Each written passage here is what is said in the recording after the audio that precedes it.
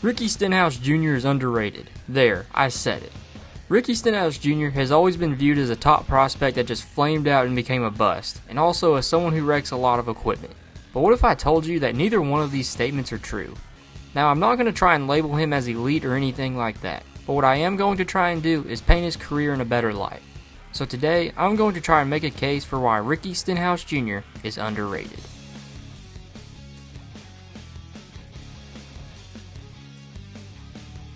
Now before you run to the comments section and call me stupid and then click off the video, let me make my case. To begin, let's look back on his career.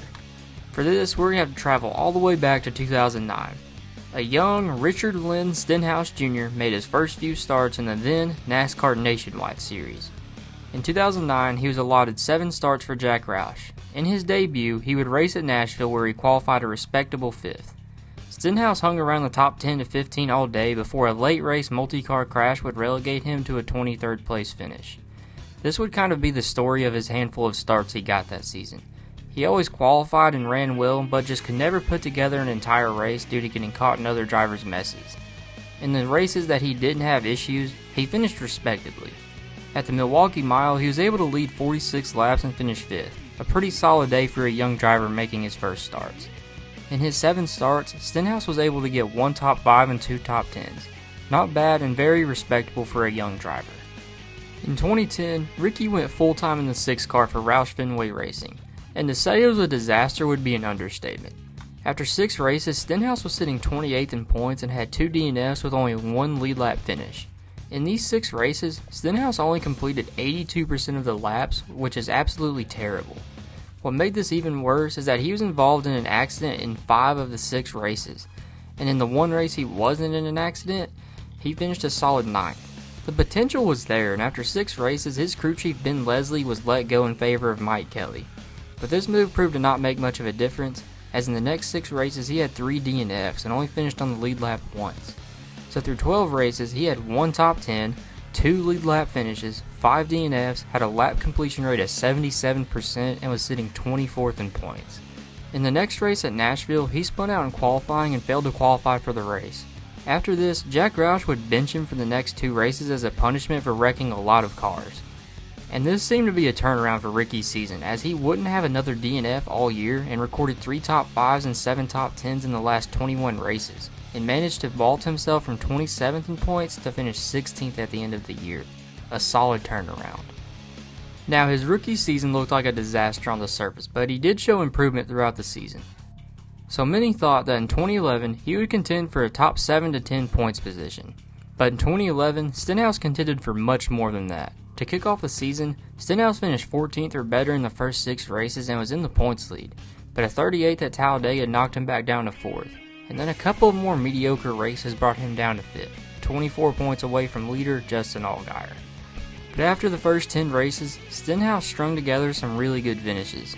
Over the next 12 races, he managed to pick up his first 2 career wins, had 8 top 5s, 10 top 10s, and this stretch of consistency launched him into the points lead by 12 points over Reed Sorensen. After the next 3 races, which saw Ricky finish outside the top 10, he managed to put together 9 consecutive top 10 finishes to close out the season. And this unmatched consistency is what allowed him to win the championship. Also in 2011, Stenhouse made his Cup debut in the Coke 600 for the Wood Brothers. After much attrition, he would bring the car home in 11th place. Not bad for a debut.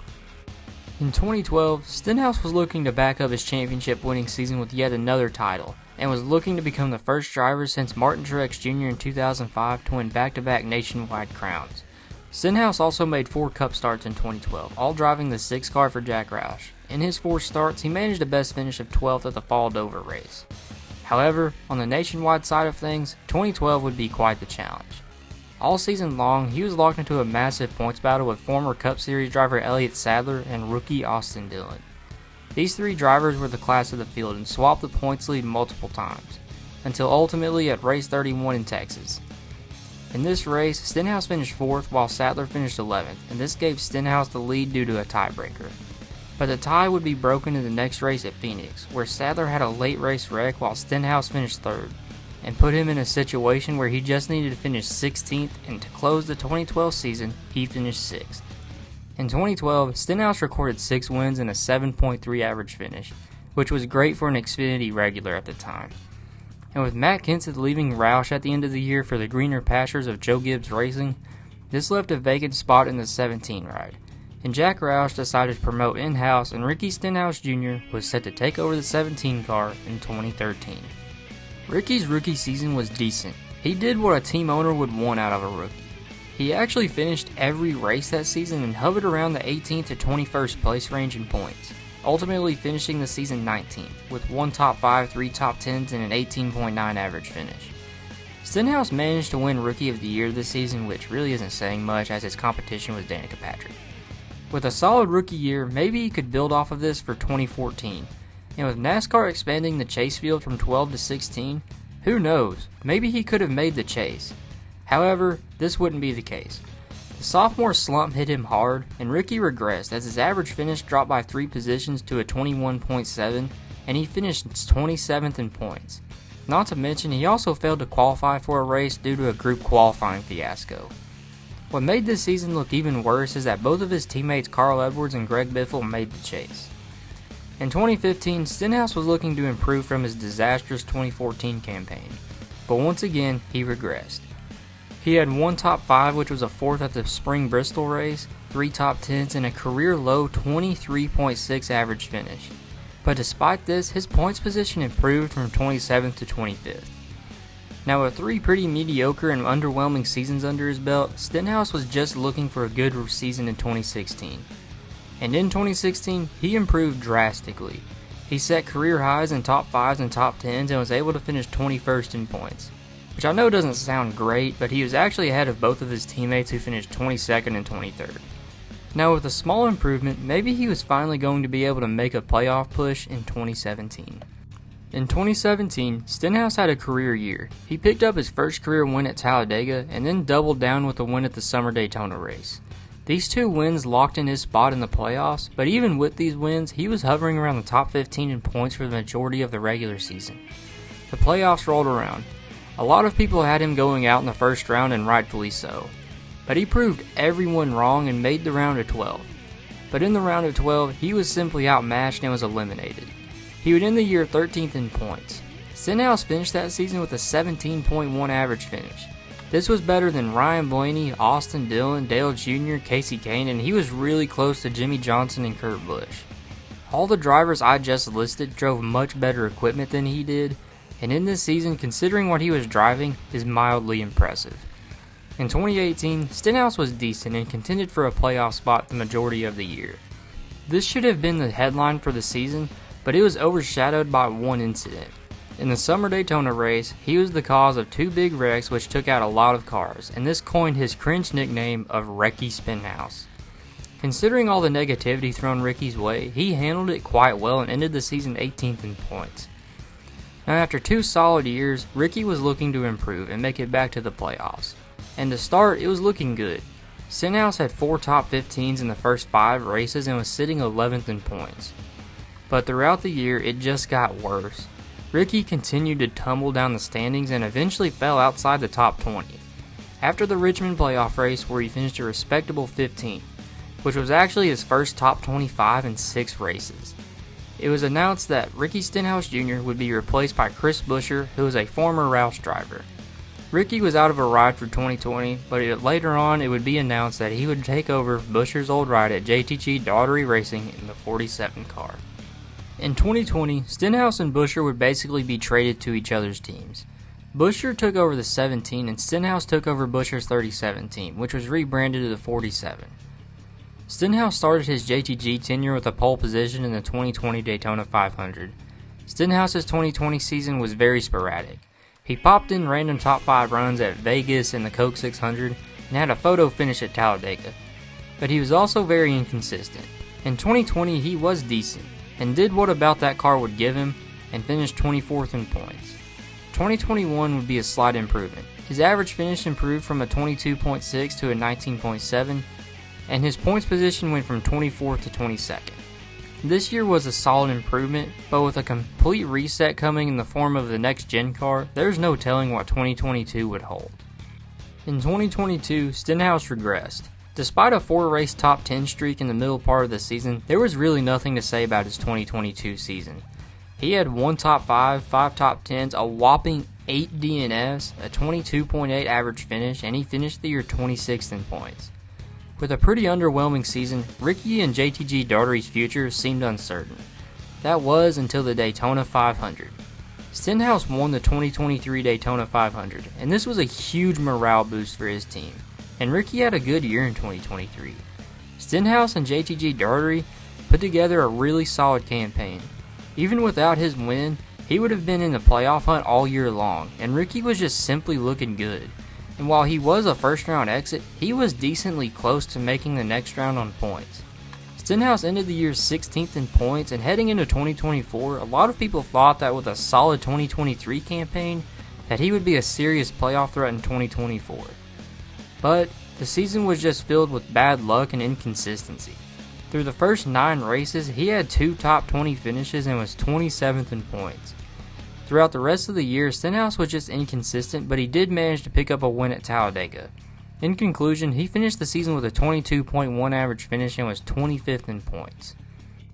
At the end of 2024, JTG Daugherty's main sponsor Kroger would leave the team, and the team would be rebranded to Hayek Motorsports. A lot of people thought that this would be the end of the team, but so far in 2025, they have punched well above their weight. Stenhouse is sitting 15th in points after 12 races and is holding on to that last playoff spot. They have been solid, and right now, Stenhouse has a 17.3 average finish, which is the same as the defending champion Joey Logano and Austin Cindric. His average finish is also better than Kyle Busch, Bubba Wallace, Michael McDowell, Ryan Preece, Ty Gibbs, Daniel Suarez, Josh Berry, and Carson Hocevar. All of these drivers drive much better equipment than he does. This driver and this team are punching well above their weight, and it's amazing to see. So you may be asking, why do you think he's underrated? Well, because he's not as bad as everyone thinks he is. For this, I'm going to make 5 points. Number 1, there are 31 drivers that have ran 75 or more races in the next gen car. Ricky has an average finish of 20.1 in the next gen car. This puts him 22nd out of 31 drivers. Now I know this doesn't sound good, but considering what he's driving, that's pretty decent. In this category, he is ahead of drivers who all drive better equipment than he does, like Eric Jones, Ryan Preece, Austin Dillon, Justin Haley, Todd Gilliland, and more. He's also on par with guys like AJ Allmendinger, Austin Cindric, Ty Gibbs, Michael McDowell, and Chase Briscoe. My second point is his DNFs. Now I am going to bury the Ricky Stenhouse nickname. Since the start of the next gen era, Ricky Stenhouse Jr. has 14 crash-related DNFs. Crash-related DNFs filters out mechanical failures and stuff like that. Like I said, he has 14 of these. That is the same amount as Kyle Busch and Daniel Suarez. That is also less than the following drivers: Ryan Blaney, Joey Logano, Bubba Wallace, Christopher Bell, Kyle Larson, and Austin Dillon. The amount of crash-related DNFs he has is about the series average and is nothing excessive or out of the ordinary. My next point is that he is not just a super speedway merchant. A lot of people say that Ricky is nothing more than a super speedway merchant, and this is a fair assumption as all 4 of his wins are on drafting tracks. But in his career, he has 62 top 10s. Only 17 of those have come on drafting style tracks. That is roughly 27% of his top 10s. Also, since the next gen era started, he has an 18.5 average finish on plate tracks. Among all 36 full-time drivers, that is only good enough for 12th. While this is definitely above average, it's not a clear advantage for him. My fourth point is his wins. He has 4 wins in his career, despite driving mediocre mid-pack to borderline backmarker equipment. Stenhouse is one of 104 drivers to win 4+ races in his career. I know this doesn't sound like a major achievement, but considering that the amount of drivers to even start a cup race is pretty exclusive in and of itself, this is no small feat. Also, since the start of 2023, he has more wins than Chase Elliott, Alex Bowman, Brad Keselowski, Daniel Suarez, Chase Briscoe, Michael McDowell, AJ Allmendinger, Austin Dillon, Bubba Wallace, Ty Gibbs, and Eric Jones, the majority of which drive better equipment. My last point is the trade between Roush and JTG Daugherty Racing before the 2020 season. Remember, Stenhouse took over Chris Buescher's 37 team at the end of 2019. In the 3 years that Chris Buescher drove that 37 car from 2017 to 2019, he accrued 2 top 5s, 10 top 10s, 19 laps led with a 20.1 average finish, and points finishes of 25th, 24th, and 20th. In the 3 years after Stenhouse took over, 2020 to 2022, he had 5 top 5s, 11 top 10s, 180 laps led, a 21.4 average finish, and had a points finish of 24th, 22nd, and 26th. So they were almost the exact same, and Stenhouse just ran par for the course over there. Now what about Chris Buescher taking over Roush? Ricky's 3 years before being traded once again from 2017 to 2019, his stats were this: 2 wins, 8 top 5s, 17 top 10s, 298 laps led, a 19th place average finish, and points finishes of 13th, 18th, and 23rd. While Chris Buescher in the 3 years after that recorded stats of 1 win, 6 top 5s, 26 top 10s, 320 laps led, an 18.4 average finish, and points finishes of 21st, 19th, and 21st. So the two drivers taking over each other's respective rides resulted in pretty much the same results as before. Now, I do believe Buescher is the better driver, but Stenhouse is not that far off. To conclude, why did I make this video? Well, because I get kind of tired of hearing about how Ricky is below average and that all he does is wreck equipment, when that's not the truth. He is punching above his weight, and right now he looks really good and seems like he's on pace to have one of his best seasons, and honestly, I'm happy for him. Now, I'm not trying to say that he's top 10 in the series or anything like that. I think he's around the 15th to 20th best driver. All I'm trying to say is that he just doesn't get enough credit for what he's done. If I was to compare Ricky to another driver, I would compare him to Bobby Hamilton and Michael Waltrip.